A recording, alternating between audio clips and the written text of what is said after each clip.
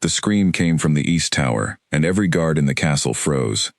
Alpha King Damian Ashworth stood in the middle of his war room, blood still fresh on his knuckles from the border battle that morning, when he heard it. It was not a scream of fear, it was a scream of warning. He knew that voice. It belonged to Alira Vance, the young healer who had been living in the castle for only 3 weeks, ever since he found her half dead in the northern woods and refused to let anyone finish the job. He dropped the map he was holding and ran. The corridors of Ashworth Castle were long and cold, lit by torches that flickered as he passed. His boots hit the stone floor hard, each step echoing like a war drum. Guards pressed themselves against the walls to let him through. Nobody questioned the Alpha King when his eyes turned gold like that. Gold meant the wolf inside him was close to the surface. Gold meant something was wrong. He found Alira standing in front of a heavy iron door at the end of the west hallway, her back pressed against the wood, her hands stretched out, as if she could hold the door shut with her bare palms. "Don't open that door," she said, her voice shaking but firm. "Please, Damian, don't." He slowed his steps, studying her face. Her cheeks were pale, her dark hair damp with sweat, and her eyes carried a fear he had never seen in her before, not even on the night he had pulled her out of the mud with an arrow still lodged in her side. "Alira, step aside," he said, keeping his voice level, though his wolf was pacing inside his chest, restless and suspicious. "You don't understand what's in there," she said. "If you open it, you will regret it for the rest of your life." "Then tell me what's in there." She shook her head, tears building in her eyes. "I can't. I made a promise. But please, trust me this once. Walk away." Damian Ashworth had built his kingdom on strength, not blind trust. He was the youngest Alpha King in 3 generations, and he had earned that crown by never backing down, never showing weakness, and never letting fear decide his actions. He looked at the door. It was old, older than the rest of the castle, with strange markings carved into the iron that he did not recognize. It had been sealed for as long as he could remember. He had never questioned it before. Today, for the first time, he wanted answers. "Move, Alira." "No." The word landed like a slap. Nobody said no to him. Not his generals, not his brothers, not even his own mother before she passed. Yet this small, quiet healer stood in front of a locked door and refused to move for the most powerful man in the Northern Territories. He could have pushed her aside with one hand. He could have ordered his guards to pull her away. Instead, something in her eyes stopped him. It was not defiance, it was grief. She looked at him, the way people look at someone they are about to lose. "Why do you care so much what happens to me?" he asked quietly. "Because once you see what's behind this door, you won't be the same man standing here," she whispered. "And I don't know if I will get to keep the version of you I have grown to." She stopped herself before finishing the sentence. His chest tightened. In 3 weeks, this woman had gone from a stranger, bleeding in the dirt, to someone whose opinion mattered more than his counsels. He told himself it was because she had saved warriors' lives with her herbs and steady hands. He told himself it was gratitude. But standing here now, watching her shake in front of a door she was willing to die defending, he knew it was something else. "Alira." His voice softened, the kind of softness his enemies never heard. "I have fought wars. I have buried friends. I have made decisions that haunted me for years. Whatever is behind this door cannot be worse than what I have already carried." "You're wrong," she said, and for the first time, her voice broke completely. "This is worse, because this isn't about war. This is about you." The hallway went silent, except for the torches crackling on the walls. Damian felt his wolf go still, listening, waiting, the way it always did, right before something changed everything. "Explain," he said. She wiped her face with the back of her hand and took a shaking breath. "3 weeks ago, when you found me in the woods, you didn't just save a stranger. You saved someone who was running from this castle, from this door, from what is inside it." His eyes narrowed. "You knew about this place before I brought you here?" "I didn't choose to come back," she said. "Fate did that. I ran for 2 years to get away from this exact hallway, and somehow the wolf who found me half dead was the same king who rules the castle I fled from. Do you understand how impossible that is? Do you understand what that means?" He did not understand. Not yet. But the pieces were beginning to shift in his mind, slow and heavy, like stones sliding into place before a wall collapses. "Who are you really, Alira?" She closed her eyes. Someone who used to live in this castle, before you became king. Someone your father knew. Someone this door was built to keep hidden. The torches flickered again, and for a moment, Damien swore he heard something move behind the iron door. A soft scrape, like fingers dragging across stone. His wolf lifted its head inside him, ears sharp, senses locked on the sound. "Something's in there," he said. "Someone," Elira corrected quietly. "Not something." His pulse quickened. "Who?" She looked at him with an expression that mixed sorrow and terror in equal measure. "If I tell you, there is no going back. You will have to choose between the crown you were given and the truth you were never supposed to find." Damien Ashworth had never once in his life chosen comfort over truth. He stepped closer to the door, close enough that Elira had to look up at him, close enough that he could see the tears clinging to her lashes. "Tell me," he said, "or step aside and let me open it myself." She did not move. She did not speak, but her silence told him everything he needed to know. Whatever waited on the other side of that door was about to shatter the life he thought he understood, piece by piece, and there would be no putting it back together again. The scrape came again from behind the iron, slower this time, deliberate, almost patient, as though whoever waited inside had been waiting for this exact moment for a very long time. Elira finally lowered her hands from the door and stepped back, her shoulders sinking with the weight of a secret she had carried across 2 years and hundreds of miles. "His name is Corin," she said softly, "and he is your brother." Damien felt the floor tilt beneath him.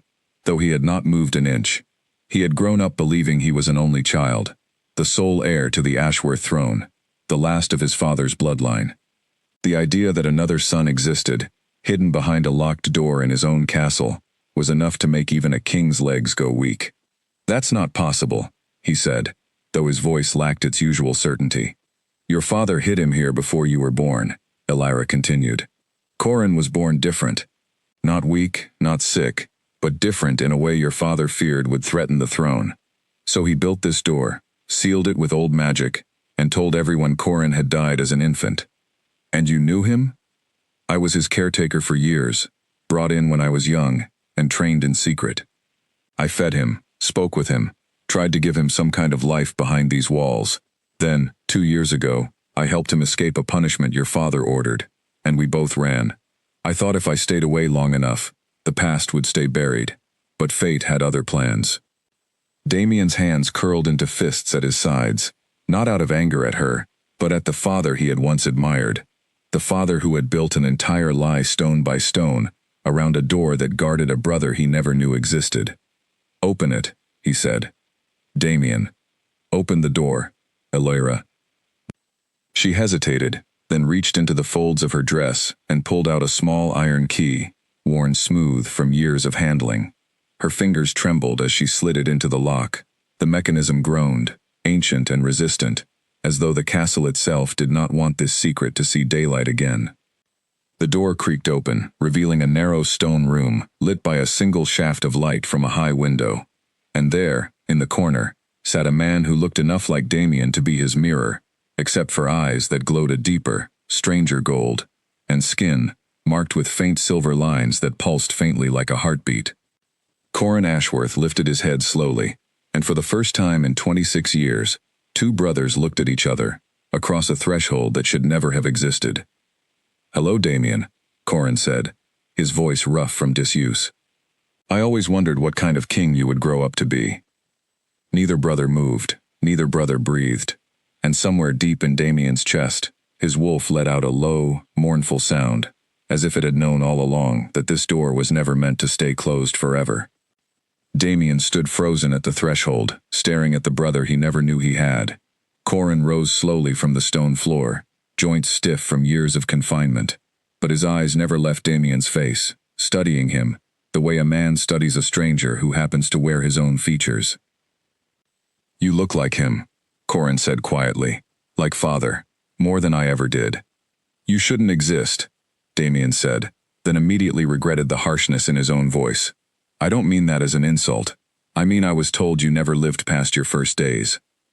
"A convenient lie," Corin replied, stepping into the light from the high window.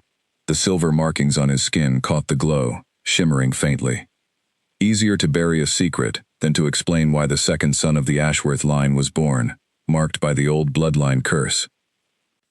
Illyra stood near the doorway, watching the two brothers with careful eyes, ready to step between them if the tension turned into something worse. She had seen Corin's temper before, the way years of isolation had sharpened his bitterness into something dangerous. "What curse?"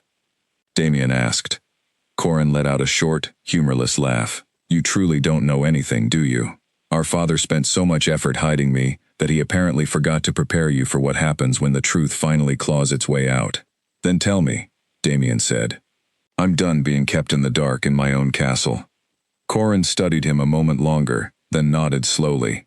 "There is an old bloodline running through our family, older than the Ashworth crown itself. Once every few generations, it produces a wolf born with abilities beyond a normal alpha. Stronger senses, faster healing, and something else our father feared more than anything: the ability to command other wolves against their will, even alphas." Damien's stomach turned. "You can control people?" "I could, if I chose to. I never have. I never wanted this power. I only wanted a life outside this room." Corin's voice cracked slightly, the first sign of real emotion breaking through his hardened shell. "But our father saw only a threat to his throne, so he locked me away, told the kingdom I had died, and let you grow up as his only heir, never knowing your brother was rotting 3 hallways away from your own bedroom." The weight of the revelation pressed down on Damien like a physical force. He thought of every memory of his father, every lesson about strength and duty, every moment he had admired the old king's steady hand. All of it now felt like a mask covering something far crueler underneath. "Why are you telling me this now?" Damien asked. "Why not stay silent and let Illyra lead me away like she wanted?" Corin's gaze flicked toward Illyra, softening slightly, the first gentle expression Damien had seen from him. "Because she risked everything twice to protect me, and I won't let her carry this secret alone anymore. It's time the truth stood in daylight, even if it costs me everything." Illyra's eyes glistened, but she said nothing, her throat too tight for words. Damien turned to her. "You went through all of this to protect him. Why didn't you tell me sooner? Why let me believe you were simply a healer with a mysterious past?" "Because the moment you learned the truth, your entire world would change," Illyra said. "Your father's legacy, the throne you inherited, the kingdom you protect, all of it stands on a foundation of lies. I wanted to give you a little more time before that collapsed." Before Damien could respond, heavy footsteps echoed from the hallway behind them. General Arden Voss, the head of the Royal Guard and one of the few men who had served under both the old king and Damien, appeared at the far end of the corridor, his face pale as he took in the sight of the open door. "My king," Arden said carefully, "you should not be standing here." "You knew," Damien said, his voice low and dangerous. "You knew about him this whole time." Arden's jaw tightened. "I served your father faithfully. Some orders were not mine to question." "And now you'll answer to me," Damien said, stepping forward. "Starting with everything you know about my brother, this bloodline curse, and why an entire wing of my castle was built around hiding him." Arden glanced nervously between Corin and Illyra, clearly calculating how much damage had already been done, and how much more truth could be contained. "My king, there are things about your family's history that were sealed away for good reason. If Corin's existence becomes known to the other packs, especially the Thornbridge pack to the east, it could ignite a war." "Why would it start a war?" Damien asked. "Because the Thornbridge Alpha has long claimed that the Ashworth bloodline stole the old power generations ago," Arden said.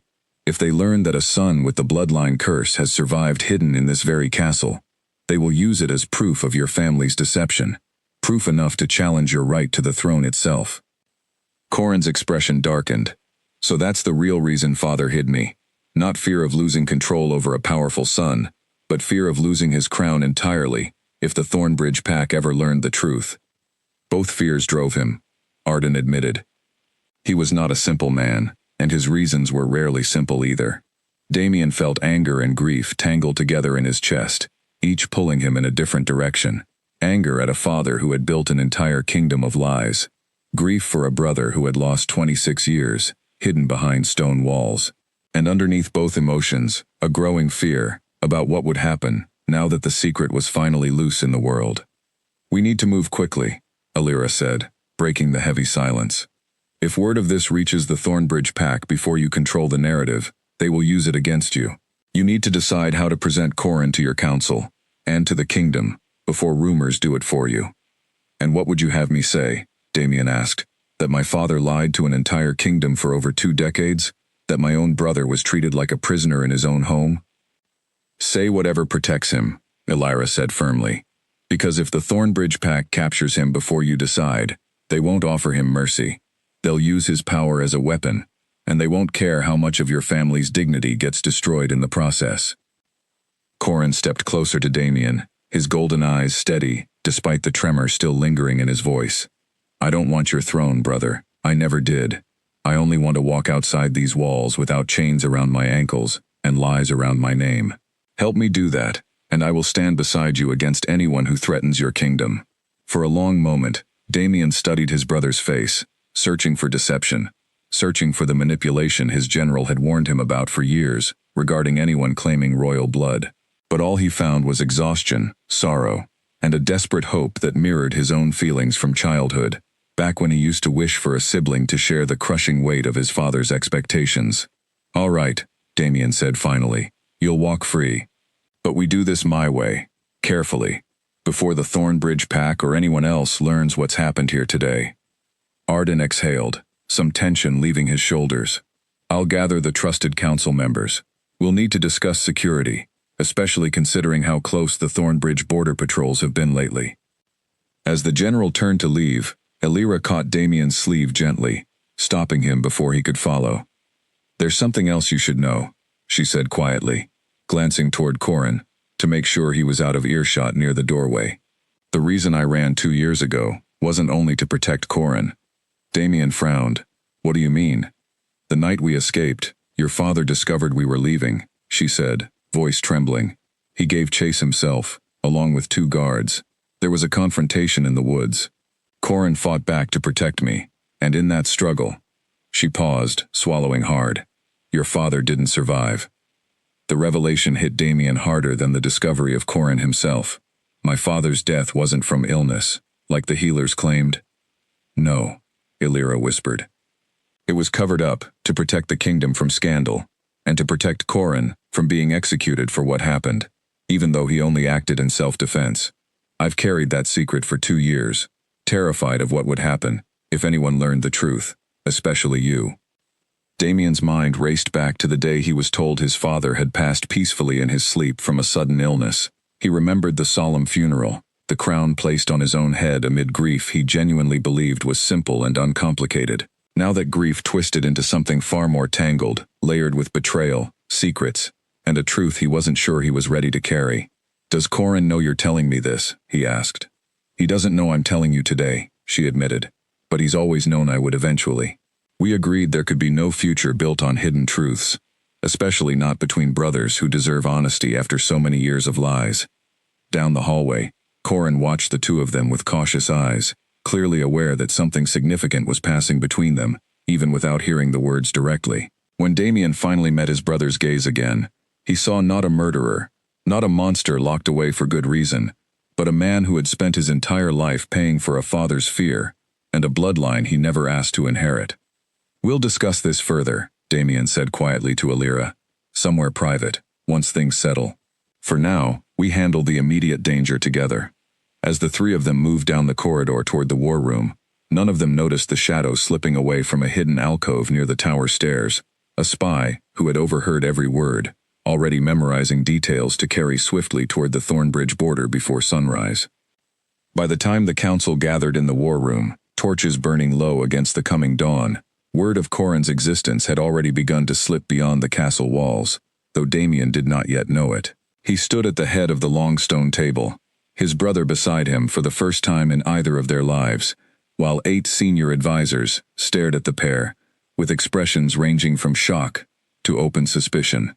This is madness, said Lady Ophira Kestrel, the eldest advisor, and a woman who had served 3 generations of Ashworth kings. You expect us to simply accept that the old king kept a second son hidden for over 2 decades. I don't expect you to accept anything, Damien said calmly, though his patience was thinning. I'm telling you what is true. My brother has lived enough of his life in secrecy. That ends today. And what of the bloodline curse? Asked a younger advisor named Fenwick Marrow, his voice tight with barely hidden fear. If word spreads that an Ashworth was born with the power to command other wolves, every pack from here to the eastern mountains will see either a threat or an opportunity. Which is exactly why we control how this information spreads, General Arden Voss interjected, stepping forward. Corin will be introduced not as a hidden secret, but as a prince who was sent away for his own protection, due to a rare condition, now returned once it was deemed safe. It isn't the full truth, but it isn't a lie either, and it gives us room to manage the narrative. Corin, who had remained silent through most of the discussion, finally spoke. I don't need a polished story to make people comfortable with my existence. I need people to understand I have no interest in challenging my brother's crown. With respect, Lady Ophira said, intentions mean little. Once power like yours becomes known, history is full of brothers who claimed peaceful intentions, right up until the moment they seized a throne. I am not my history, Corin said firmly, and I refuse to be punished for a fear my father carried, especially when that fear cost him more than he ever admitted. The room fell into an uneasy silence. Only Illyra, standing quietly near the back wall, understood the deeper meaning behind Corin's words, the truth of how their father had actually died, still unspoken to anyone, except Damien. Before the discussion could continue, the heavy doors of the war room burst open. A young scout, breathless and pale, stumbled inside and dropped to one knee before the council table. My king, the scout said, struggling to catch his breath. Thornbridge patrols have moved to the border ridge. Their numbers have tripled since yesterday, and their alpha has requested an urgent meeting with you at the neutral grounds by midday. The room erupted into murmurs of alarm. Damien raised a hand, silencing the noise. How would they know to demand a meeting so suddenly? We only discovered the truth about Corin hours ago. There may be a simpler explanation, Arden said grimly. A spy within these walls. Someone who overheard enough to carry word swiftly across the border. Damien's gaze snapped toward Illyra, then Corin, then back to his advisors, each thought colliding with the next. If Thornbridge already knew about Corin, the careful narrative they had planned would be useless before it even began. We go to the meeting, Damien decided, but we go prepared, and we go with the truth, ready to be spoken plainly if necessary, rather than letting the Thornbridge Alpha control what story reaches the kingdom first. That's reckless, Lady Ophira warned. Walking into a meeting with a rival Alpha, while carrying news, this volatile, could ignite exactly the war we're trying to prevent. Staying silent and hoping the truth stays buried is what created this mess in the first place, Damien replied. I won't repeat my father's mistakes. Corin stepped forward. Let me come with you. Absolutely not, Arden said sharply. If the Thornbridge Alpha sees you in person, confirming everything the spy may have already reported, there will be no room left for careful diplomacy. Then let me stay hidden nearby, ready if things go wrong, Corin countered. I won't hide behind walls anymore, not even for my brother's safety, especially not for his safety. Damien considered his brother's words carefully.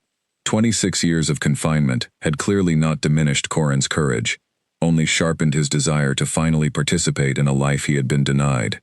After a long moment, Damien nodded. You'll stay near the border, out of sight, with a small escort. If things go poorly, you retreat immediately. Understood? Corin inclined his head. Understood. Illyra, who had remained quiet through the tactical discussion, finally spoke. I should come as well. If the Thornbridge Alpha demands proof of Corin's condition, or history, I'm the only one who can speak to it honestly, having cared for him for years.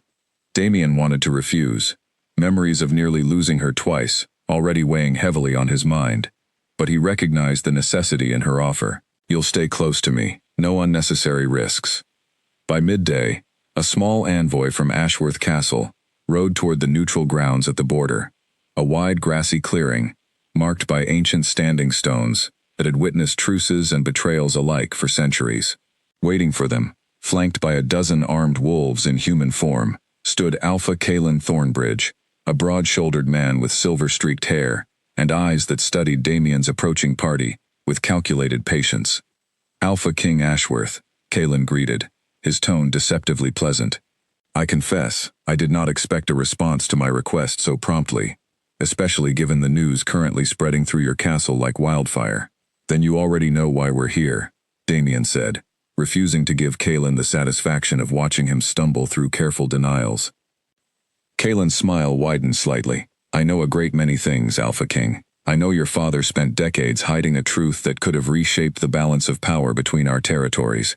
I know a young healer fled this very castle 2 years ago carrying secrets far too heavy for someone so young. And I know that somewhere within riding distance of this clearing waits a man whose blood carries power neither of our packs has seen in generations. Damien kept his expression steady, though his pulse quickened. If you already believe you know everything, why request this meeting at all? Because knowing and confirming are different matters entirely, Kaelin said, and because I have a proposal that benefits us both, assuming your brother's power is as real as my sources suggest. What proposal? Damien asked, cautious. An alliance, Kaelin said simply. Combine the Ashworth bloodline's rare gift with Thornbridge's military strength, and no pack in these territories could challenge either of our thrones again. Your brother would be honored, not hidden. Protected, not feared. And what would you demand in exchange for this generous alliance? Damien asked, already suspicious of the ease with which Kaelin offered such cooperation. Kaelin's smile sharpened at the edges. Simply this. Your brother marries into my bloodline, binding our packs permanently, through more than mere treaty. My daughter, specifically. Behind Damien, Elira's breath caught audibly, though she quickly composed herself. Damien noticed, filing the reaction away for later consideration, uncertain yet whether it stemmed from concern for Corrin's freedom of choice, or something deeper she had not yet admitted. That decision belongs to my brother alone, Damien said firmly, not to either of our thrones. Kaelin studied Damien for a long moment, then nodded slowly. Fair enough, for now. But understand this, Alpha King.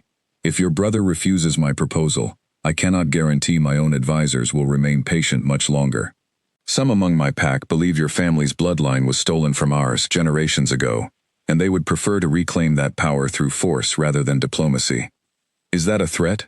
Arden asked sharply, stepping forward protectively. It's a warning, Kaelin corrected calmly. 1. I suggest your king take seriously before deciding how quickly to dismiss my offer.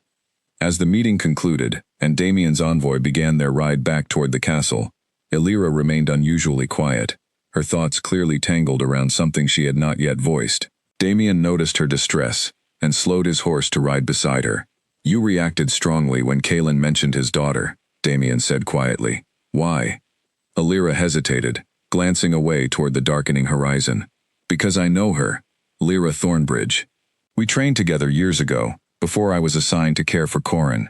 She's kind, and clever, and completely unaware of how her father intends to use her as a bargaining piece in a political game she never asked to play. Does Corrin know her as well? No, Elira said. But there's something else you should understand about why this proposal troubles me so deeply. What? Damien asked, sensing more weight behind her words than she had yet revealed. Elira met his eyes, sorrow and determination mixing in her expression. Because I fear if Corrin refuses this marriage, war becomes inevitable, and if he accepts it, out of duty rather than desire, I will have to watch the man I've grown to love since the day I first cared for him, behind that locked door, build a life beside someone else, all to protect a kingdom that once treated him like nothing more than a dangerous secret. The confession hung heavily in the evening air between them, and for the first time, Damien understood that this crisis extended far beyond politics and bloodline curses. It reached into the quiet, private heartbreak of the very people he was trying to protect, threatening to shatter more than just alliances and thrones.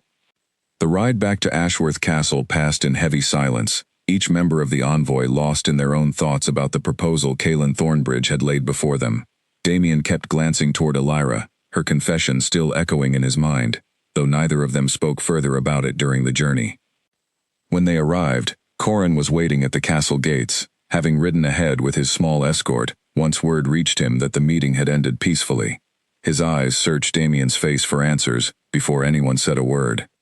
Well, Corrin asked, what did the Thornbridge Alpha want?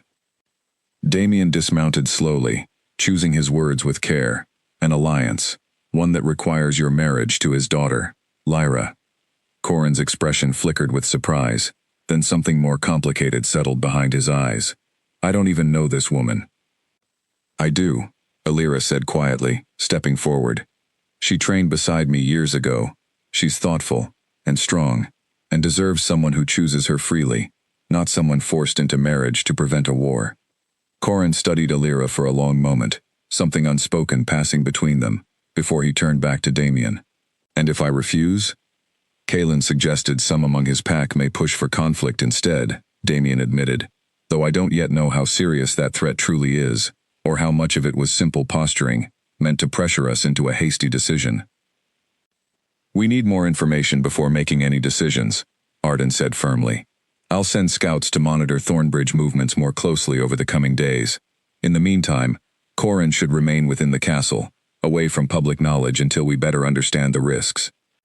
Corin's jaw tightened. I've spent 26 years hidden within these walls, Arden. I won't spend more time locked away, regardless of the danger outside.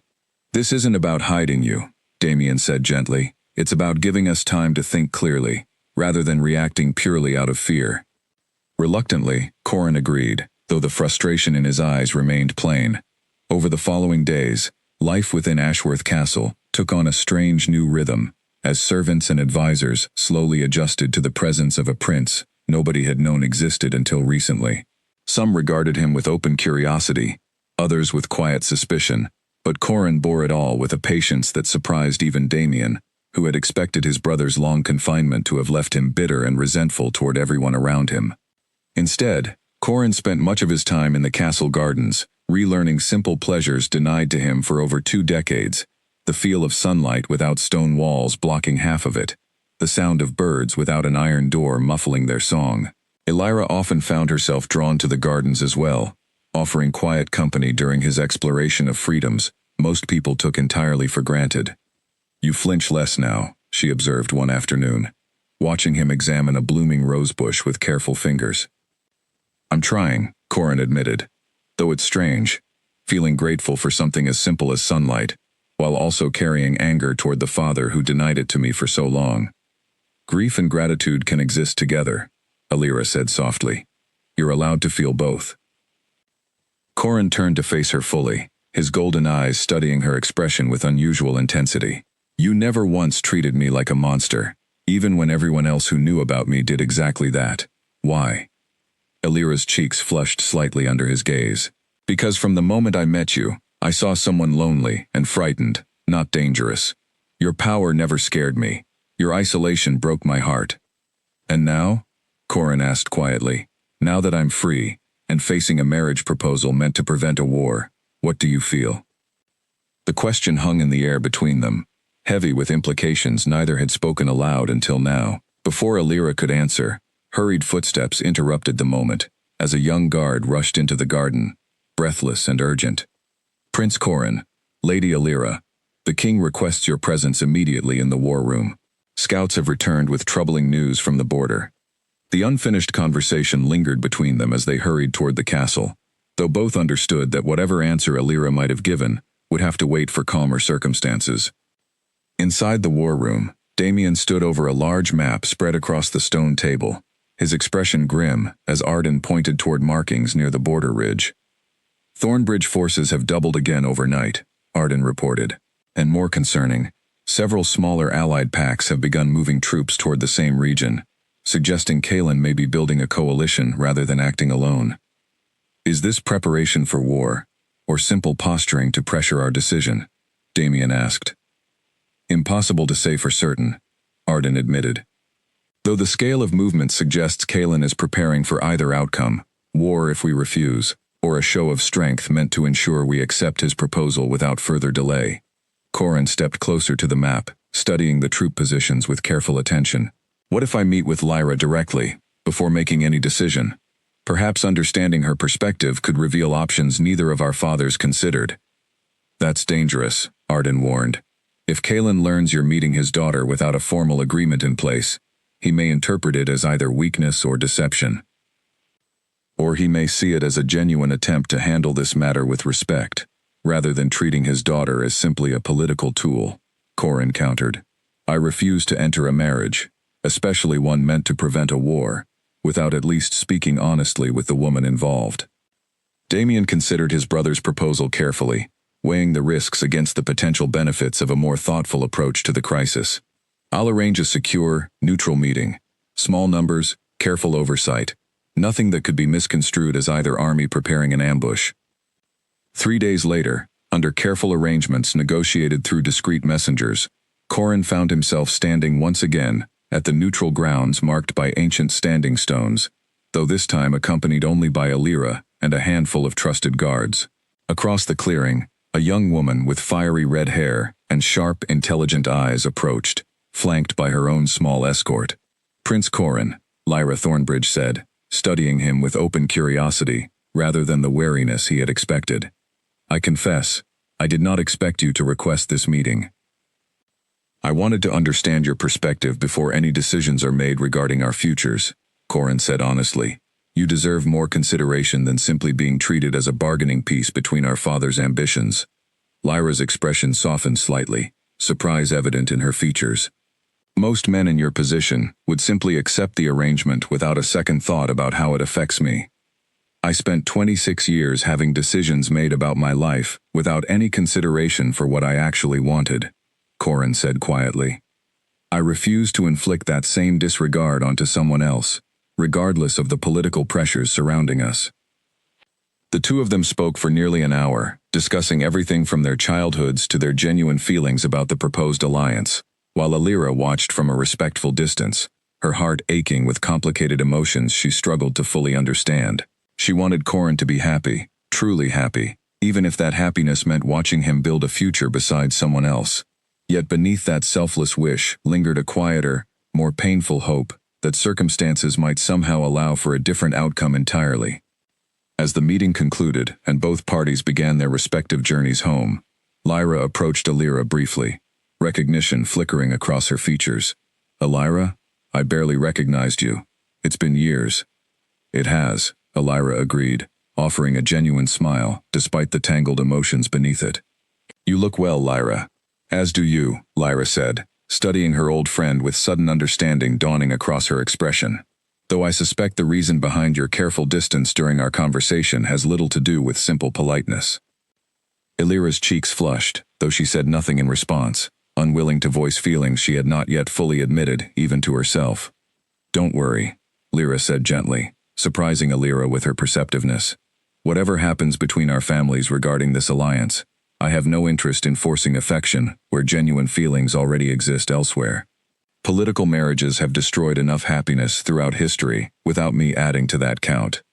Before Alira could respond, both women were called back toward their respective escorts, the moment of honest connection cut short by the demands of the larger crisis still unfolding around them.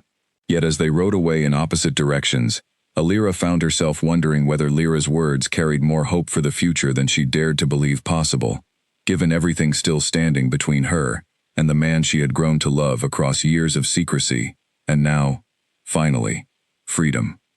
That night, sleep refused to come easily for anyone within Ashworth Castle. Damien paced the length of his chambers, his mind circling endlessly around the political complexities of the Thornbridge proposal, while somewhere deeper within the castle walls, Corin sat awake in the same garden he had explored earlier, staring up at stars he had only recently begun learning to name. Alira found him there near midnight, unable to sleep herself, her thoughts equally consumed by the day's revelations. "You should be resting," she said softly, settling onto the stone bench beside him. "So should you," Corin replied, offering a tired smile. "Yet here we both are." They sat together in comfortable silence for several minutes, the kind of quiet that only exists between people who have shared genuine hardship together. Finally, Corin spoke again, his voice careful and measured. "Lyra is kind, intelligent. Under different circumstances, I imagine we could have built something genuine together." Alira's heart tightened painfully at his words, though she kept her expression carefully neutral. "That's good. It would make the alliance easier to accept, knowing you weren't entirely miserable." "Alira," Corin turned to face her fully, his golden eyes catching the moonlight. "I said under different circumstances. These are not different circumstances." Her breath caught in her throat. "What do you mean?" I mean that despite everything admirable about Lyra Thornbridge, my heart has already chosen someone else entirely, Corin said quietly. Someone who saved my life more than once, who saw a person worth protecting rather than a monster worth fearing, who sat beside me through 26 years of isolation and never once made me feel like a burden. Alira's eyes filled with tears she could no longer hold back. Corin, don't say things you might regret, once the pressures of this alliance settle fully upon you. I won't regret this, he said firmly, reaching for her hand with careful tenderness. I have spent my entire life having choices made for me by fear, by politics, by a father who valued his throne over his own son. I refuse to let this crisis take away the one choice that actually matters to me. But the war, Alira whispered, if you refuse Kaelin's proposal. Then we find another solution, Corin interrupted gently. One that doesn't require sacrificing genuine happiness for political convenience. I won't ask you to carry guilt for choices that were never yours to make in the first place. Before Alira could respond further, hurried footsteps interrupted the tender moment once again, though this time it was Damien himself who appeared at the garden entrance, his expression tense with fresh urgency. Forgive the interruption, Damien said, noticing the closeness between his brother and Alira, but choosing not to comment on it given the circumstances. But we've received word from Thornbridge territory. Kaelin has called an emergency council among the allied packs, scheduled for tomorrow at dawn. Our spies suggest he intends to present evidence of Corin's bloodline to the entire coalition, regardless of whether we've agreed to his proposal. Why would he do that without waiting for our response? Corin asked, rising quickly from the bench. Because patience clearly isn't serving his interests as well as urgency, Arden said, appearing behind Damien with additional scouts trailing close behind. If he can convince the allied packs that Ashworth possesses dangerous, uncontrolled power hidden within our territory, he gains justification for immediate military action, whether we accept his marriage proposal or not. Then we need to reach that council ourselves, Damien said decisively. Present the truth on our own terms, rather than allowing Kaelin to frame the narrative entirely according to his advantage. That's incredibly risky, Arden warned. Walking directly into a coalition of allied packs, some of whom may already be hostile toward our bloodline, exposes both you and Corin to considerable danger. Staying here and hoping Kaelin presents our situation fairly is far riskier, Damien countered. We leave at first light. The journey to the coalition meeting took most of the following morning, the small Ashworth envoy riding hard toward a large gathering point deep within neutral territory, where representatives from 7 different packs had assembled beneath a massive ceremonial tent, constructed for exactly this type of high-stakes diplomatic meeting. Kaelin Thornbridge stood at the center of the gathering, clearly surprised, though not entirely displeased, when Damien's group arrived unannounced. Alpha King Ashworth, Kaelin greeted, his tone carrying an edge of calculated amusement. I confess, I did not expect you to attend personally. I wasn't going to allow you to present my family's situation to this coalition without giving my brother the chance to speak for himself, Damien replied firmly, stepping forward alongside Corin. Murmurs rippled through the assembled representatives, as many of them studied Corin directly for the first time, curiosity and suspicion mixing openly across various faces throughout the tent. An older woman, representing the Northern Fellhaven pack, spoke first, her voice carrying clear authority despite her age. So the rumors are true. The Ashworth bloodline did hide a son possessing the old power. Hidden by fear, not by malice toward any of your territories, Corin said, addressing the coalition directly, rather than allowing Damien to speak entirely on his behalf. My father believed my existence threatened his throne, so he locked me away for 26 years, rather than risk anyone learning the truth. I bear that power reluctantly, and I have never once used it to harm anyone. Power like yours doesn't require malicious intent to become dangerous, argued a younger alpha from the Eastern Territories. The mere existence of someone capable of commanding other wolves against their will represents a threat to every pack's sovereignty, regardless of your personal character. Then perhaps the solution isn't fear or war, Alira interjected boldly, stepping forward despite her lower status within the formal hierarchy of pack politics. Several representatives glanced at her with surprise at her willingness to speak. Perhaps the solution is oversight, transparency, and mutual accountability, rather than assuming the worst based purely on inherited fear. And who exactly are you to propose solutions among alphas and kings? Kalen asked, his tone carrying a subtle challenge. I'm the person who has known Corran longer than anyone else present in this tent, Alira replied steadily. I've witnessed his character firsthand for years, through circumstances far more difficult than any of you have faced in judging him from a comfortable distance. I can attest, without hesitation, that his heart holds no ambition toward conquest or control. The coalition fell into murmured discussion, clearly divided between those swayed by Alira's passionate defense and those still deeply suspicious of the power Corran represented. Kalen watched the proceedings carefully, recalculating his approach, given the unexpected boldness of Damien's small envoy. Very well, Kalen said finally, raising his hand to quiet the murmuring crowd. I propose a compromise. Rather than immediate marriage or immediate conflict, we establish a formal probationary alliance. Prince Corran will demonstrate his trustworthy character through supervised cooperation between our territories over the coming months. Should that period pass without incident, we revisit the marriage proposal as a symbol of permanent peace between our bloodlines. And if tensions arise during this probationary period, Damien asked cautiously, then we reconvene this coalition to determine appropriate action, Kalen said, though something calculating remained hidden behind his outwardly reasonable proposal. After careful consideration and quiet consultation among his own advisors, Damien agreed to the compromise, recognizing it as the most stable path forward given the volatile circumstances surrounding them. As the coalition meeting concluded and various representatives began departing toward their respective territories, Lyra Thornbridge approached Corran privately, her expression thoughtful. I overheard enough of your conversation with Alira last night, she admitted quietly. Carried by wind through open windows, I probably shouldn't have been listening near. Corran's cheeks flushed slightly with embarrassment. Lyra, Don't apologize, she interrupted gently. I meant what I told Alira. I have no desire to force affection where none exists. But my father won't easily abandon this alliance, regardless of what either of us actually wants for our own futures. We'll need to navigate this probationary period carefully, together, if we hope to protect both our people and our own hearts. Agreed, Corran said, relief evident in his expression at her understanding. Thank you, Lyra. Truly. As the Ashworth envoy finally began their journey home, beneath a sky turning golden with early evening light, Damien rode beside Alira, both of them contemplating the delicate path now stretched before their entire kingdom. This probationary period buys us time, Damien said quietly, but it doesn't solve the underlying problem.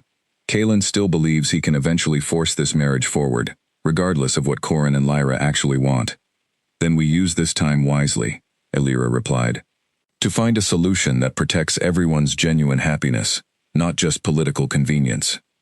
Neither of them yet realized how quickly that fragile peace would be tested, nor how deeply the coming months would challenge every relationship carefully rebuilt since the moment that iron door had first swung open. Weeks passed following the coalition meeting, and life within Ashworth Castle gradually settled into a fragile but functional rhythm. Corran began traveling periodically to Thornbridge territory as part of the probationary alliance, working alongside Lyra on joint border patrols and shared resource agreements designed to demonstrate genuine cooperation between their bloodlines. Their partnership, though built on political necessity rather than romance, grew into a comfortable friendship neither had expected, grounded in mutual respect rather than forced affection. Meanwhile, Damien found himself increasingly occupied with the daily burdens of rebuilding trust among his own advisors and council members, many of whom still struggled to accept the sudden revelation of his brother's existence and the complicated history surrounding their father's death. Yet through it all, his growing closeness with Alira remained a steady source of comfort, their shared experience during the crisis, deepening into something neither of them had anticipated when she first arrived wounded in the northern woods. You've been distracted lately, Alira observed one evening, finding Damien alone in the castle library, several old texts spread across the table before him. I've been researching our family's history, Damien admitted, gesturing toward the aged books, trying to understand more about this bloodline curse, and whether there might be some way to help Corran control his abilities more fully, rather than simply hoping he never needs to use them. Alira settled into the chair beside him, examining one of the open texts curiously. Have you found anything useful? Perhaps, Damien said, though uncertainty colored his tone. There are references to ancient rituals once used by our ancestors to help those born with this power learn proper control, rather than suppressing it entirely through isolation, like my father chose. But the texts are incomplete, and I'm not certain the knowledge has survived intact through the generations. Where would we find more complete information? Alara asked. There's an old archive maintained by the Fellhaven Pack, Damien said. Their elder, the woman who spoke during the coalition meeting, mentioned records dating back centuries regarding various bloodline abilities across different packs. It's possible she has information that could help Corrin, though approaching the Fellhaven Pack directly carries its own risks, given the current political tensions. Before Alara could respond, urgent knocking interrupted their conversation, and Arden entered the library looking notably troubled. My king, we've received disturbing news from the border. One of our patrol units discovered signs of conflict near Thornbridge territory, evidence suggesting an unauthorized attack against a group of merchants traveling under Ashworth protection. Damien rose immediately, alarm evident in his expression. Attacked by whom? Unclear, Arden admitted, but early evidence suggests wolves not aligned with either our territory or Thornbridge directly, possibly a rogue faction attempting to destabilize the fragile peace between our packs. Or attempting to frame one side against the other, Alara suggested thoughtfully. If someone wanted to reignite conflict between Ashworth and Thornbridge, staging an attack that could be blamed on either party would accomplish exactly that. Damien considered her theory carefully. We need more information before jumping to conclusions. Arden, send additional scouts to investigate thoroughly, and arrange a meeting with Kaelin to discuss this incident directly, before rumors and suspicions spread faster than verified facts. 2 days later, Damien found himself once again standing at the neutral grounds, marked by ancient standing stones, though this time the atmosphere carried far more tension than their previous meetings. Kaelin arrived looking equally troubled, his expression tight with barely restrained frustration. Your merchants were attacked near my territory, Kaelin said without preamble.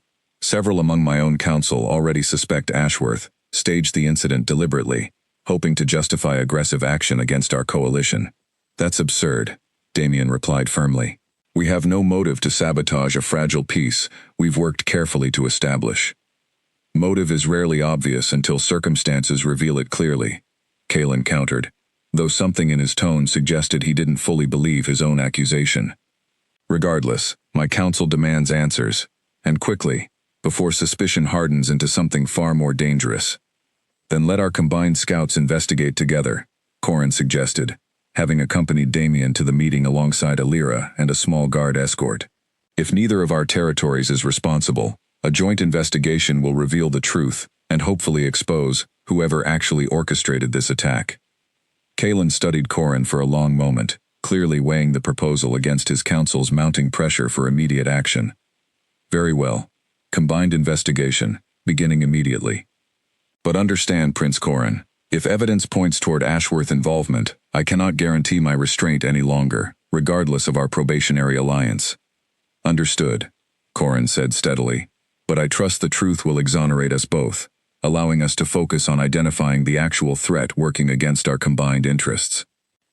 The joint investigation proceeded over the following days, combined teams from both Ashworth and Thornbridge territories, carefully examining the attack site, questioning surviving merchants, and gradually piecing together evidence that pointed toward an unexpected source entirely. Deep within a hidden camp, nestled in disputed forest territory between both packs' borders, scouts discovered signs of a rogue faction operating independently, wolves who had been exiled from various packs over the years, and had banded together seeking opportunity amid the political instability surrounding Corrin's revelation.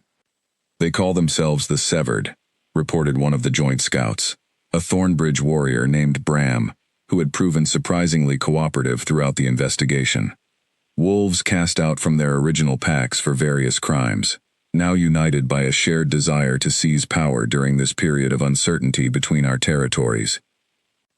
What do they hope to gain by attacking merchants and framing either of our packs? Alara asked, studying the evidence laid out before the combined investigation team. Chaos, Corrin said grimly, examining torn fabric bearing markings that matched neither Ashworth nor Thornbridge colors. If they can convince our territories to turn against each other, weakening both packs through conflict, they position themselves to seize disputed territory and resources while both sides remain distracted by war. Then we need to address this threat together, before their plan succeeds in dividing us, Damien said firmly. Kaelin, who had joined the investigation personally once evidence began pointing away from Ashworth involvement, nodded in reluctant agreement. I confess, Alpha King, I did not expect our combined efforts to reveal something more dangerous than either of our original suspicions. Perhaps this crisis, difficult as it has been, offers an unexpected opportunity, Damien suggested.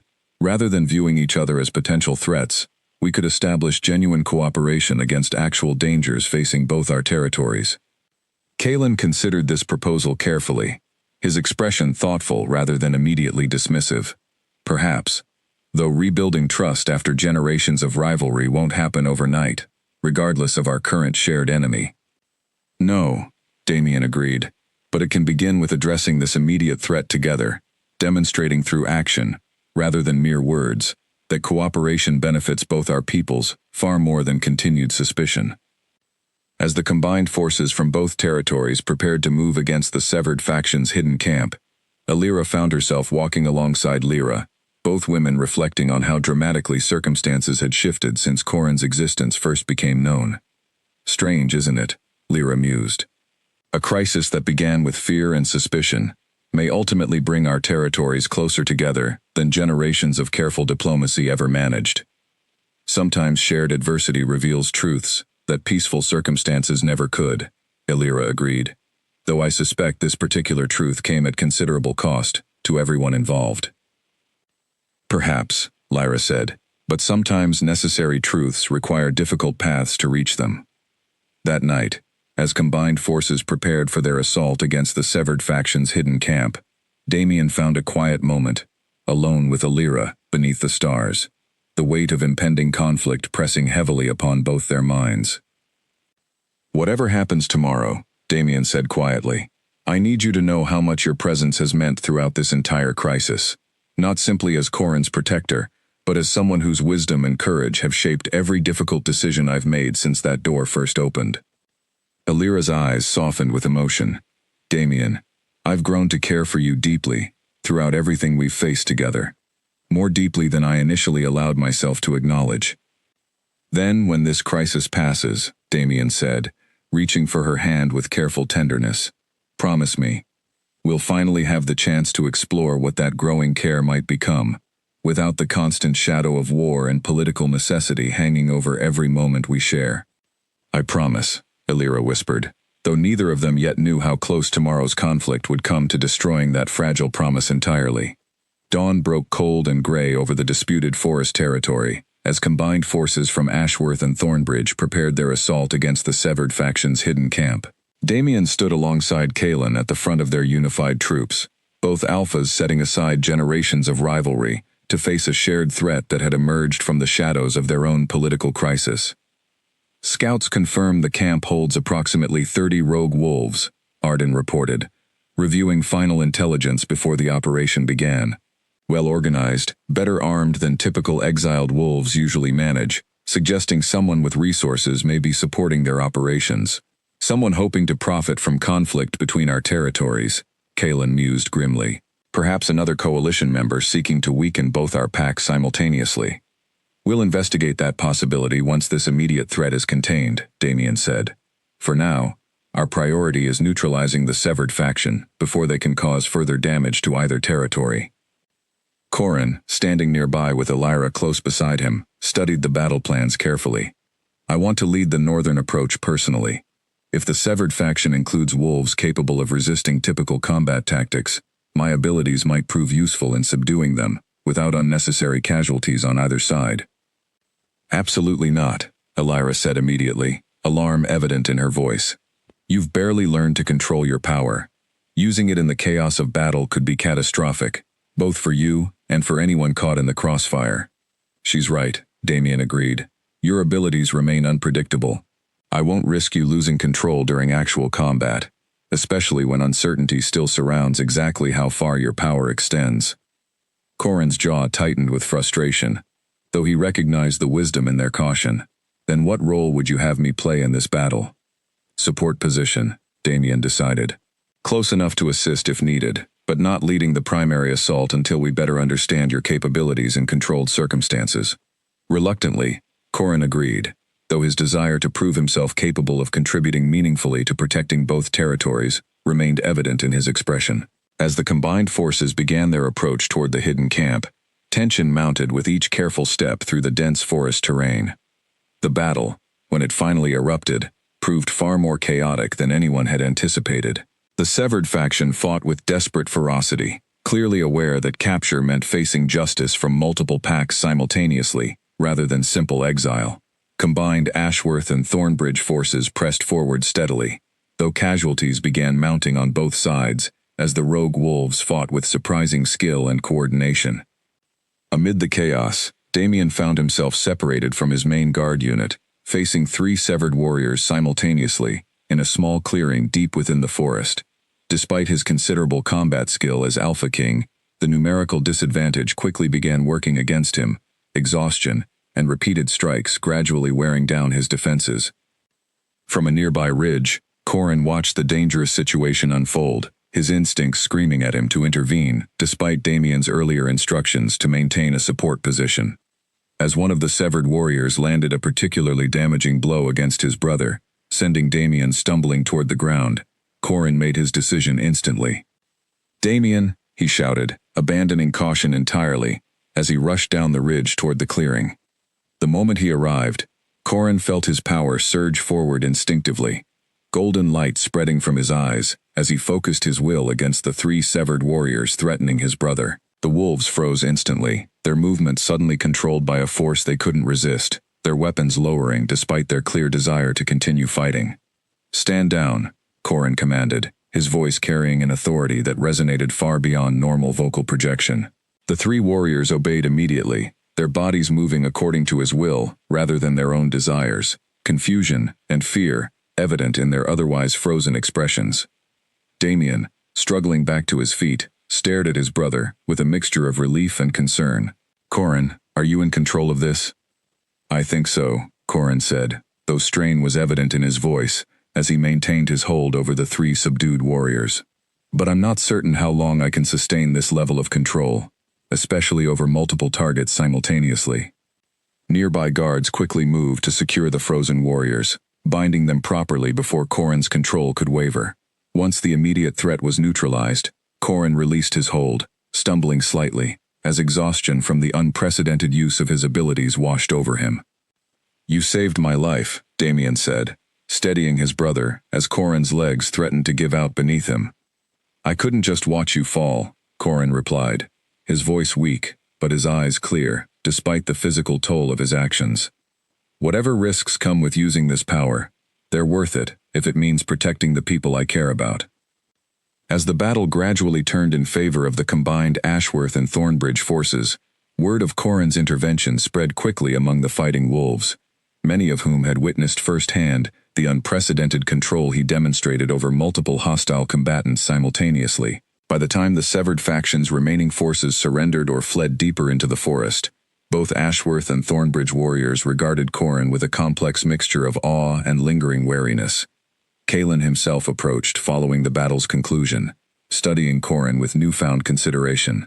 "That display of control was remarkable, Prince Corrin. Far more precise than the uncontrolled chaos my advisors feared when they first learned of your bloodline.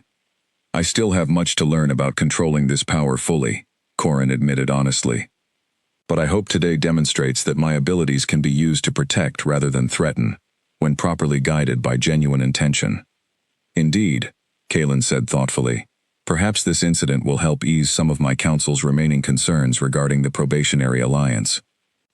As the combined forces began their return journey toward their respective territories, tending to wounded warriors and securing captured severed faction members for proper justice, Elira remained close beside Corrin, her earlier fear replaced by quiet pride at witnessing his controlled use of power in genuine crisis.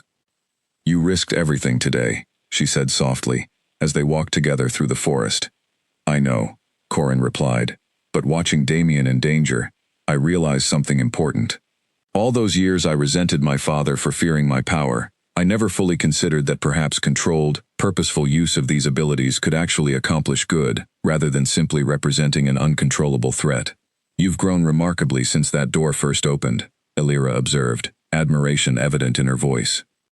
We both have, Corrin said, reaching for her hand gently.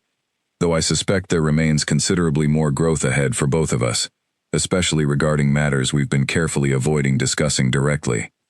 Elira's cheeks flushed slightly, understanding his meaning clearly despite the indirect phrasing.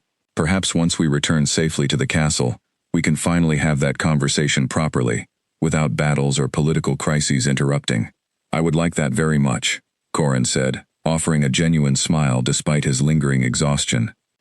However, as their combined forces continued their journey homeward, none of them yet realized that the defeat of the severed faction, rather than resolving the underlying tensions plaguing their territories, had merely exposed a far more dangerous conspiracy, operating quietly behind the scenes, one that would soon threaten to unravel everything they had worked so carefully to rebuild since the shocking revelations first began weeks earlier. Back within Ashworth Castle, the celebration following their successful campaign against the severed faction proved short-lived. Within days, Arden approached Damien with troubling information gathered during interrogations of the captured rogue wolves. My king, several prisoners have revealed something significant, Arden said gravely, closing the war room doors behind him for privacy. The severed faction wasn't operating independently after all. They were funded and directed by someone within one of the coalition packs, someone with considerable resources and a clear motive to destabilize both Ashworth and Thornbridge simultaneously. Who? Damien asked, alarm evident in his expression. The prisoners refused to name their benefactor directly, fearing retaliation, even from within captivity, Arden admitted. But evidence points toward Fenwick Marrow, one of our own council advisors. Damien's stomach turned with shock and betrayal. Fenwick has served on my council since before I became king. Why would he orchestrate something this dangerous against our own territory? Ambition, perhaps, Arden suggested. Or fear regarding Corrin's power specifically. Fenwick voiced considerable concern during our initial council discussions about the bloodline curse and its potential threat to established order.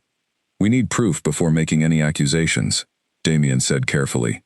Bring Fenwick in for questioning, but discreetly, without alerting him to our suspicions until we're certain of his involvement. Unfortunately, word of the investigation reached Fenwick faster than anticipated, likely through allies still embedded within the castle staff. By the time guards arrived to escort him for questioning, Fenwick had already fled, along with several documents from the castle archive that were later discovered missing during a thorough search of his private chambers. He's gone, Arden reported grimly the following morning, along with several sensitive records regarding our bloodline history and details about Corrin's abilities that could prove dangerous if they fall into the wrong hands. Where would he go? Damien asked, frustration evident in his tone. Unclear, Arden admitted, though given his apparent connection to the severed faction and his clear opposition to Corrin's presence within the kingdom, I suspect he may seek allies among other coalition members who share similar concerns about the bloodline curse. Corrin, who had joined the discussion upon learning of Fenwick's betrayal, frowned thoughtfully. If he's carrying detailed information about my abilities, particularly any weaknesses or limitations documented in those stolen records, whoever he allies with next could potentially use that knowledge against me directly.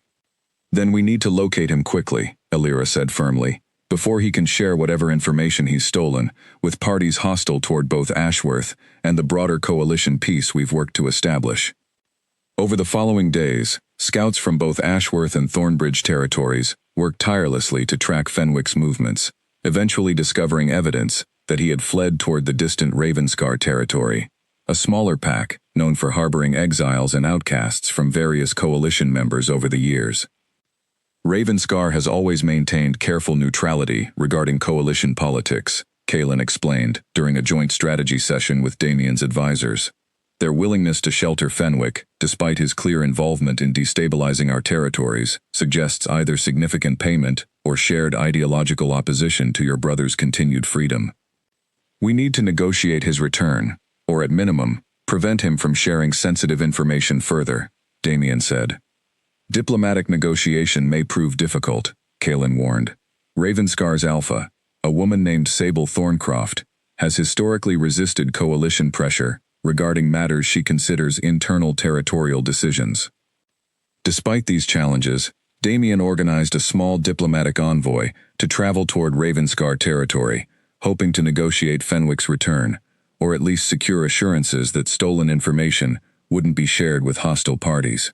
Corin insisted on joining the envoy personally, despite Alira's continued concerns regarding his safety, given his significant role in the ongoing crisis. "I need to face this directly," Corin insisted. "If Fenwick has shared information about my abilities, I want to understand exactly what Ravenscar knows and address any misconceptions personally, rather than allowing fear to spread further based on incomplete or distorted information."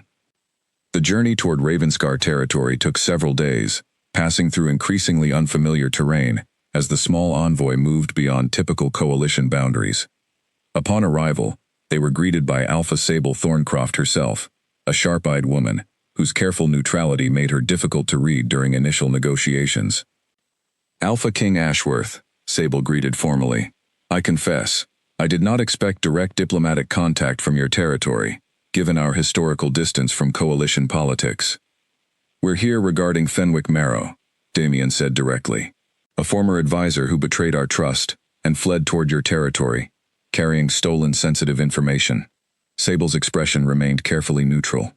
"I'm aware of a visitor matching that description, seeking shelter within our borders recently.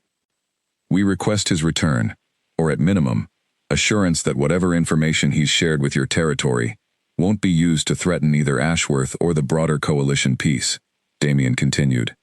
Sable studied the assembled envoy carefully, her gaze lingering particularly on Corin.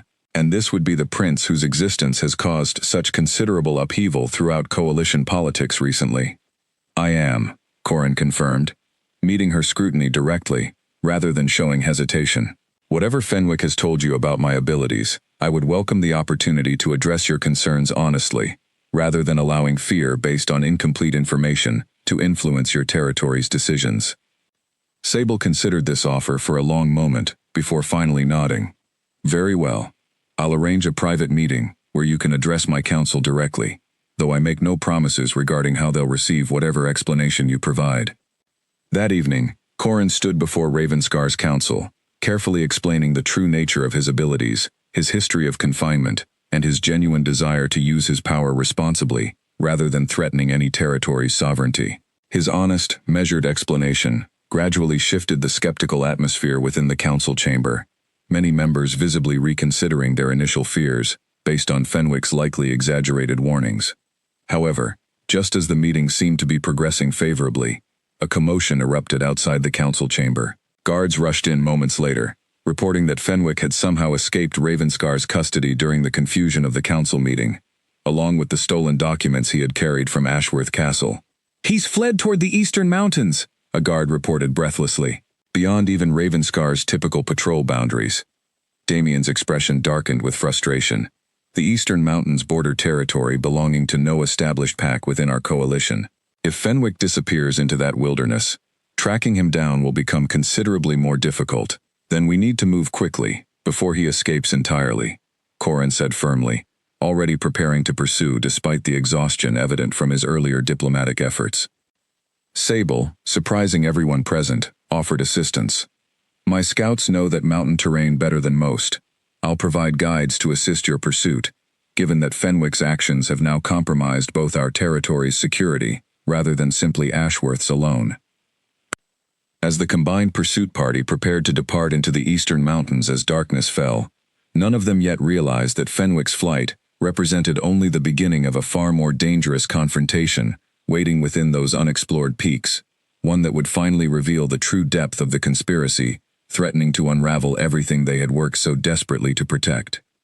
The eastern mountains proved far more treacherous than anyone anticipated, jagged peaks and narrow passes making pursuit slow and dangerous, even with Ravenscar's experienced guides leading the way.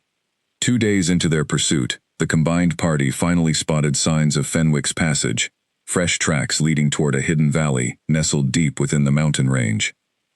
"That valley isn't marked on any coalition maps," Sable's lead guide reported, studying the terrain carefully.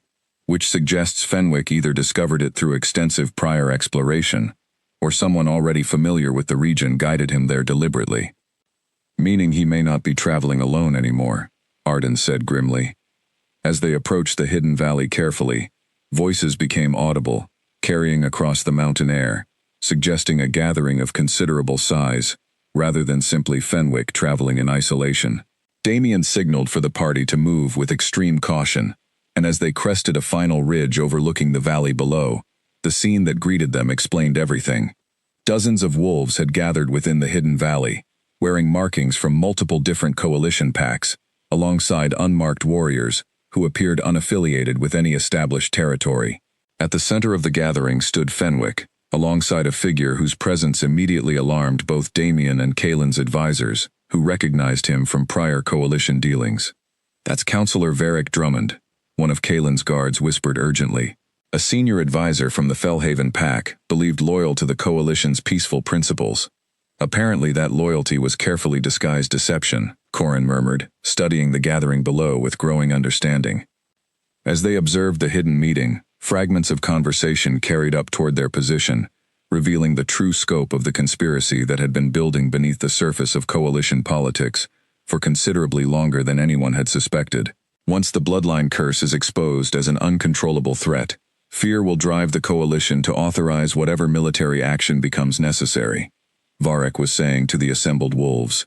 Fenwick's stolen records provide exactly the evidence needed to convince even skeptical council members that Corin Ashworth represents a danger too significant to allow continued freedom. And once war begins between Ashworth and Thornbridge, Fenwick added, our combined forces move to claim the disputed territories left vulnerable by their conflict, expanding our influence considerably beyond current coalition boundaries. The scope of the conspiracy became horrifyingly clear. This wasn't simply about Fenwick's personal fears regarding Corin's abilities. It represented a calculated scheme by Varric and his allies to manufacture conflict between Ashworth and Thornbridge, using manipulated fear about the bloodline curse to justify seizing territory, while both powerful packs remained distracted by war.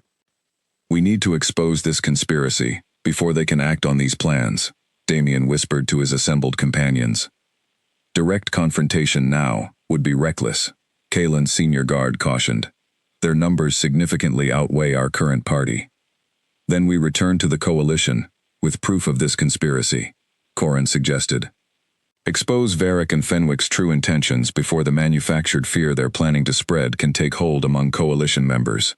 Carefully, the party withdrew from their observation point, having gathered sufficient evidence and witness testimony to expose the conspiracy definitively. However, as they began their careful retreat back through the mountain passes, disaster struck when a loose section of rock gave way beneath one of their guards, sending debris tumbling down toward the valley below and alerting Varric's gathered forces to their presence.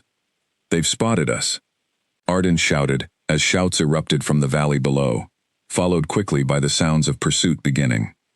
Move quickly toward the northern pass, Sable's lead guide directed urgently. It offers our best chance of escaping before their forces can properly organize pursuit through this difficult terrain.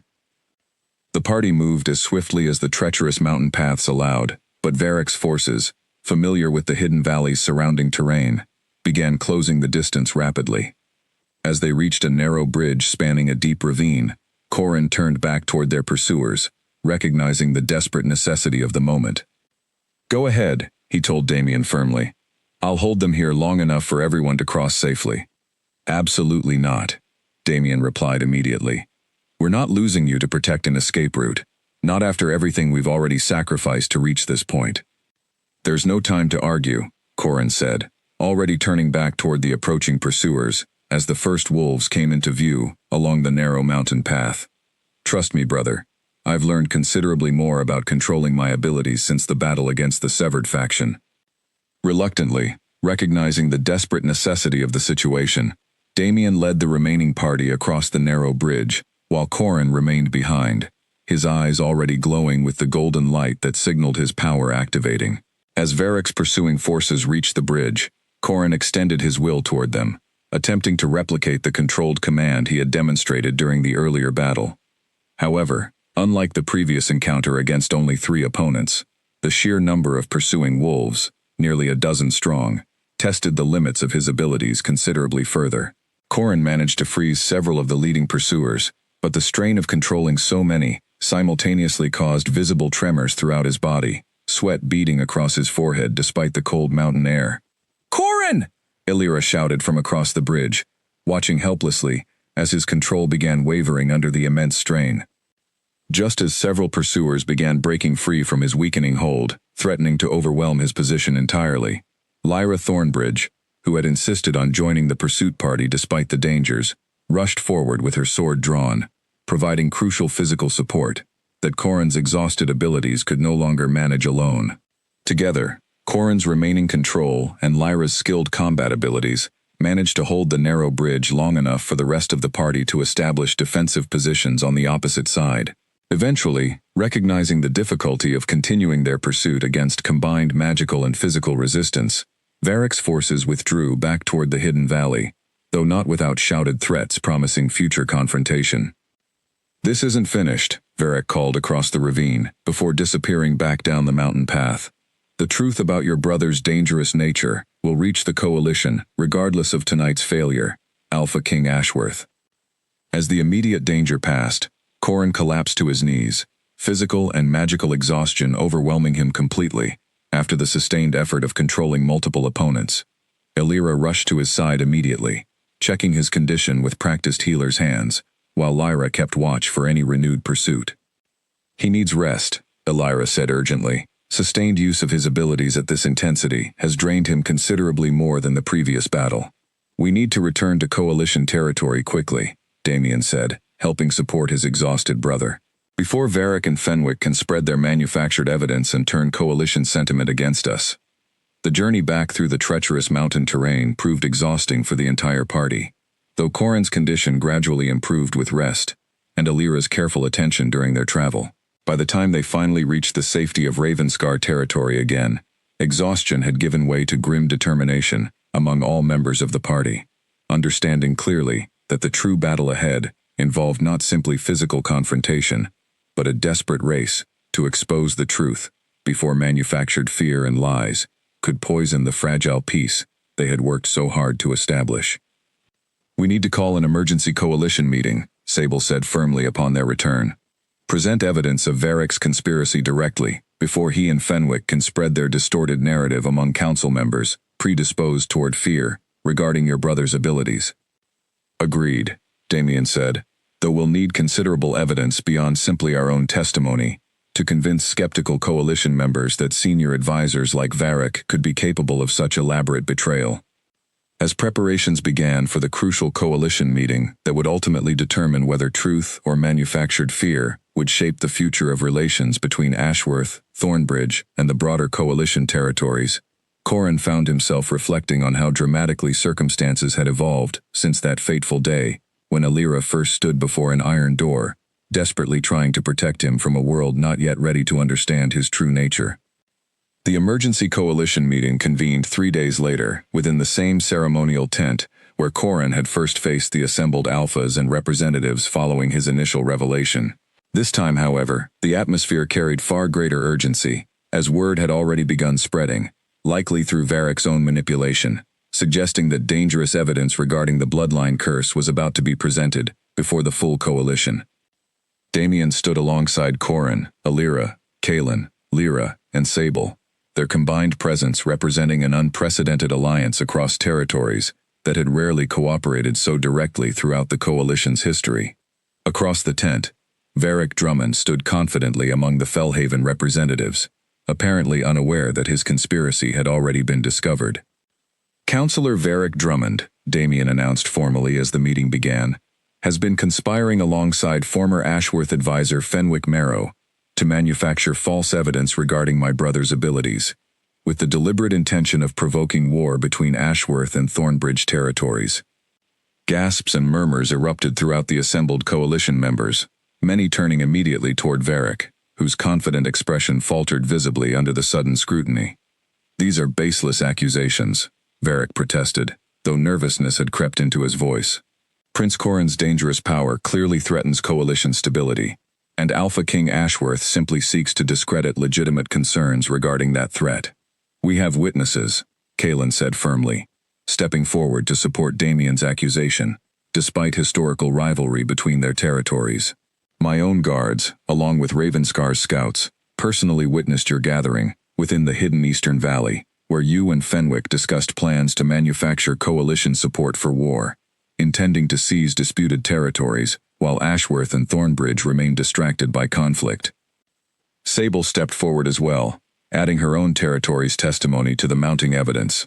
My scouts have tracked Fenwick's movements since his escape from our custody, confirming his continued cooperation with Varric's conspiracy throughout this entire crisis.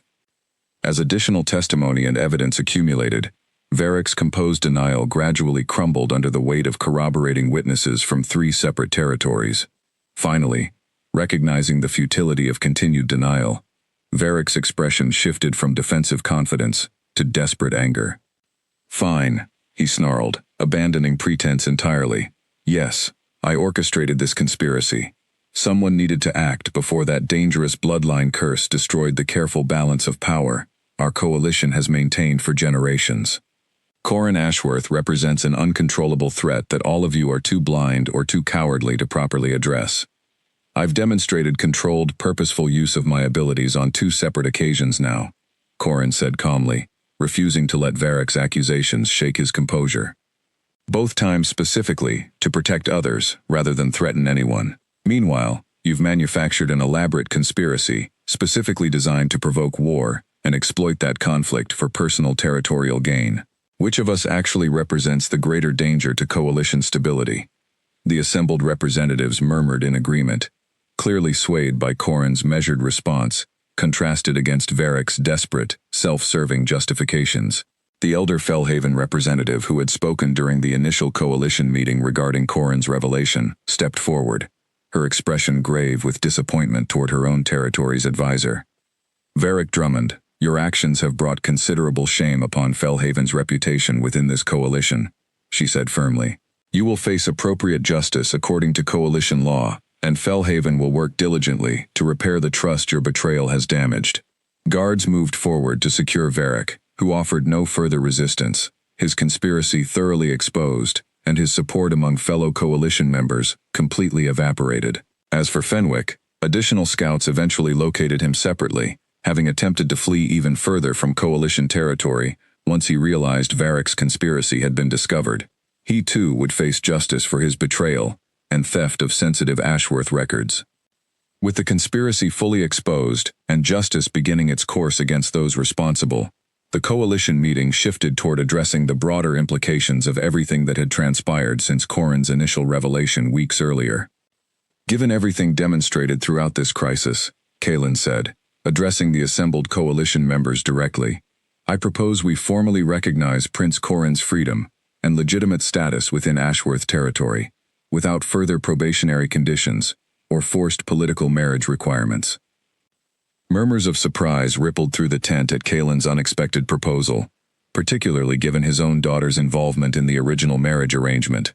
Lyra stepped forward, addressing her father directly before the full coalition.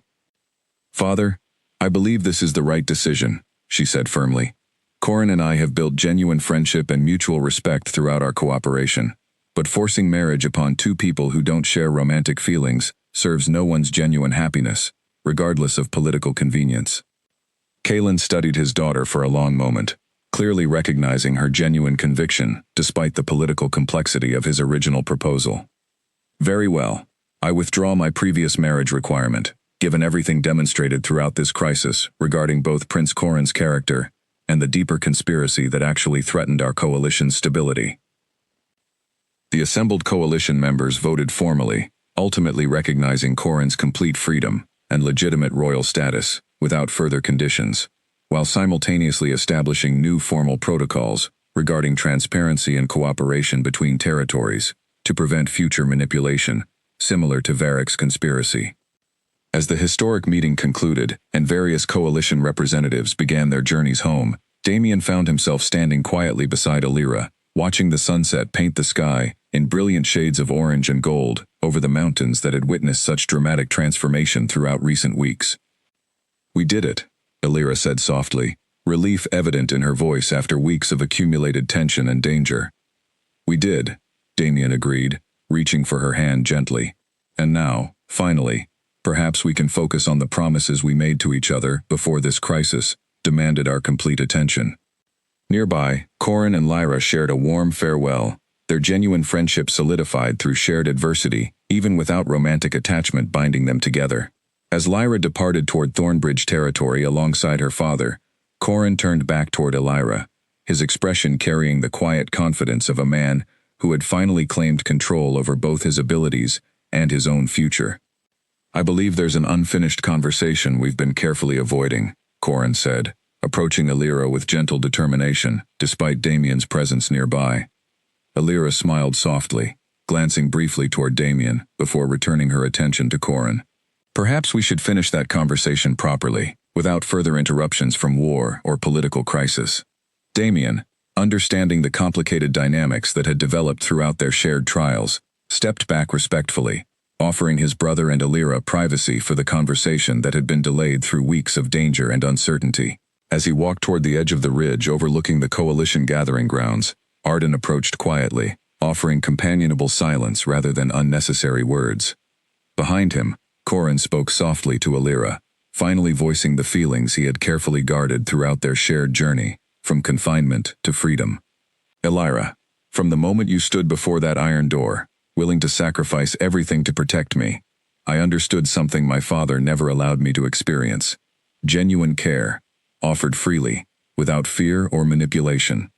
I love you, completely and without reservation, and I would be honored if you would consider building a future alongside me, now that we both finally have the freedom to choose our own paths." Tears of joy rather than sorrow filled Elira's eyes, as she finally allowed herself to fully embrace feelings she had carefully guarded throughout years of caution and duty. "I love you too, Corin. I have, since the earliest days of caring for you behind that door, though I never allowed myself to hope for a future where we could openly acknowledge those feelings without fear or danger, threatening everything we hold dear." As the sun finally set completely over the mountains, casting the entire valley into peaceful twilight, both brothers stood transformed by everything they had endured since that fateful day when Elira's desperate warning first echoed through Ashworth Castle's ancient corridors. Damien, now secure in his growing relationship with Elira, and reconciled with the complicated truth about his father's legacy, prepared to lead his kingdom forward with newfound wisdom regarding transparency and trust. Corin, finally free from decades of confinement and fear, stood ready to build a genuine life alongside the woman who had risked everything to protect him, no longer defined by the bloodline curse his father once viewed as nothing more than a dangerous secret to be hidden behind locked doors. The iron door that had once separated two brothers for 26 years now stood permanently open, a quiet symbol of the transformation that honesty, courage, and genuine love had brought to a kingdom once built upon carefully guarded lies. And as both Damien and Corin looked toward their respective futures, they understood clearly that whatever challenges remained ahead, they would face them together, as brothers finally united, rather than separated by fear, ready to build a legacy far different from the one their father had constructed through decades of careful, painful deception.